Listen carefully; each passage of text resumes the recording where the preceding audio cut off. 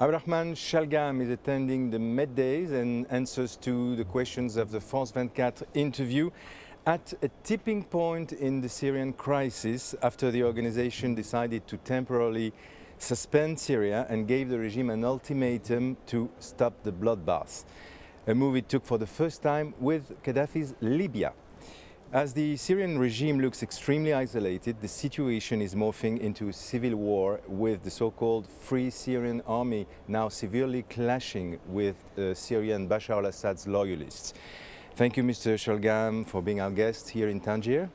Welcome to France 24. Do you think that Syria is following the same path as Gaddafi's Libya?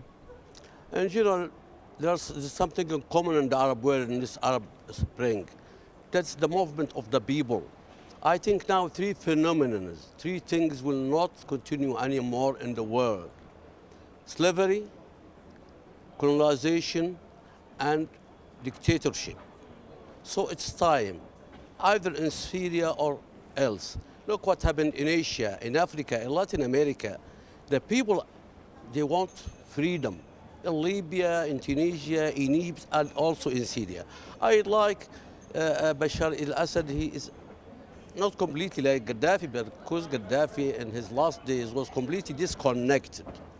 I think that Bashar al-Assad should think again and should step down. But you don't think he's disconnected as Gaddafi was? I don't think so, because Gaddafi is something different. But unless he leaves now, in this time, in this moment, he will suffer. At the end of the day, he is going to leave. No one going to stay of these tyrants. The game is over. It's finished now. Don't you think that he is looking at the situation and doesn't want to suffer the same situation that suffers Gaddafi with? No, the contrary. For example, we have three patterns, three examples. What happened in Tunisia? For example, Bin Ali stepped down and fled to Saudi Arabia. He is now sitting or sleeping there. We have another example in Egypt, Mubarak. And the worst one was Gaddafi. So he has a choice now, Bashar al-Assad, to be like Bin Ali or like Mubarak or like Gaddafi. It's time. A bloodshed in Libya, a lot of sacrifices, and what happened? He was killed. So I think al-Assad should leave now and save himself and his family and his country. The question now is how making leave the country or leave the power. Well, there's several options. You're a senior diplomat in the UN. There's, for example, do you think first that there's a chance that Bashar al-Assad comply with the Arab League and Turkish ultimatum and accept to stop, really, I mean, sincerely stop the bloodshed within 3 days? From the experience of these Arab leaders or tyrants or dictators, we can't expect what they are going to do at the end of the day. But what I am saying, I hope that even China and Russia, I met Lavrov during our revolution against Gaddafi. I knew him a long time ago, and I told him, don't be against the Arab future. Don't be against the Arab future. It is finished now. No one of dictators is going to survive. Please don't be an enemy to the Arab future. So, what's going on in the UN, I don't know exactly how it's going to, the pattern of behaviors of China and Russia. But anyhow, Syria and the Syrian people is going to prevail. The fuel of freedom is blood. Like the fuel for a car is oil or petrol. Since it started, it's not going to stop. Believe me, we had this very, very difficult experience with Gaddafi. I tried to convince some of his people. I called them a lot. I said to them, you can leave. Please, please. So that's al-Assad has the last chance, I think, if he can go out anywhere and to leave the people, if your people don't want you. So what's next, according to you, if he doesn't leave the power, if he doesn't leave the country? What's next? Is there going to be Arab League sanctions? I think so, no doubt. Even the international community, at the end of the day, is going to support the Syrian people, including Russia and China. So you think that the Arab League position can make Russia and Sharia change No their doubt. mind? If they are not Arabs, the Chinese and the Brazilian and South Africans, we are brothers of the Syrian people. We are defending the blood of our brothers in Damascus and Idlib and Hama and Homs and Deir ez-Zor, everywhere. So I think, look, the NGOs now, the mass media, and also the conscience of people. After that, what happened in Rwanda, in Bosnia and Herzegovina, in Libya, the international conscience will never permit any dictator to kill his people. This massacres in Syria is going to spread everywhere. But I think that, as I told you in the beginning, at the end of the day, the people of Syria is going to prevail.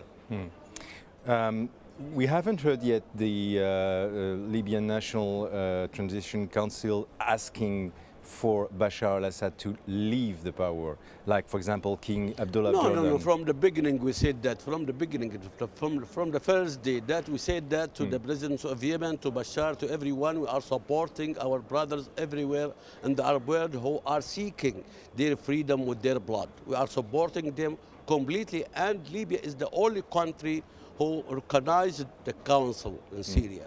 We are the only country. Let's go now to the situation in your country, in Yeah. Libya. There's a very uncertain situation with, for example, we've heard some militia chiefs saying they were ready to topple the regime, the national, The government, the the government. And there's also the role of Qatar. I'd like to have your assessment on the role of Qatar. What role are they playing in the transition period in Libya? As I said, regarding what you said about the militia, they are speaking, but let us first of all to form the new government and then to speak who is going to topple it or not. That's nonsense. Let us to have this government. Second, regarding the situation with Qatar, we are grateful for them. They did a lot for us, politically, militarily, financially, but we ask them don't to intervene in our internal affairs, to keep the same distance with all the Libyan groups and factions, not to intervene in our internal. We don't accept any American or a French or a British or Qatari intervention in Libya, local and internal affairs. You mean that's what they're doing now? Yeah. And do they have an Islamist agenda? Do they try to push specifically the... I think so. And that's how it's going to turn. I mean, we've heard, for example, Mr. Abdul Jalil standing for the Sharia as a source of law in Libya. No. Look, Sharia, what means Sharia? Okay, he can speak. He is a judge. No one can now speak about Sharia or not Sharia. We leave that after the elections. That's for the people. No one can dictate anything. Are we going to repeat Gaddafi? No Abdul Jalil, no Kib, no Jibril. No one can dictate laws on the Libyan people. We leave all that for the choices of the Libyan people after the elections. You were a former official in the Gaddafi's regime before defecting. You were having the same position in the UN. I'd like to know what was your feeling when you saw this terrible end of Gaddafi. Do you think, for example, that the responsible for his death must be judged? Yes, no doubt. Well, let us to wait now. I think already my brothers there in Libya, they started a kind of investigation to know the truth about his death. But I think this generation who killed Gaddafi, that's what the fruit of his area. Gaddafi was responsible about his destination. I think he is the only one who was responsible for that. These young people is the outcome of Gaddafi education, culture, and also, I think, we don't know the details of the last moment, what happened to Gaddafi. I myself, I can't comment on that, but I think a kind of investigation will be done there. So you mean also that it's a long journey to democracy, for example. These young people in Syria, you believe then, to a certain extent, they're not ready yet for real democracy? No doubt, because you know, that's what happened everywhere in the world. in Germany, in Italy, in the States. It's not easy to push a button and within seconds or minutes, that's democracy is a culture. We didn't have any political parties experience in Libya, never in all our history.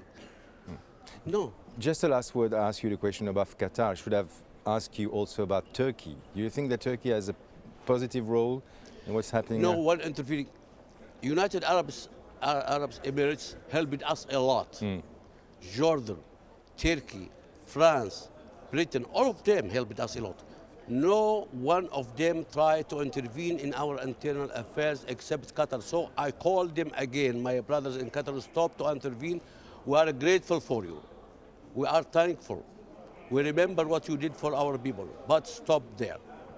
Thank you, that's pretty clear. Thank you of you, Mr. Shalgam, for being the guest of this interview here in Tanger on France 24. Thank you, have a great day here in the middays. And more news to come on France 24. Thank you for watching.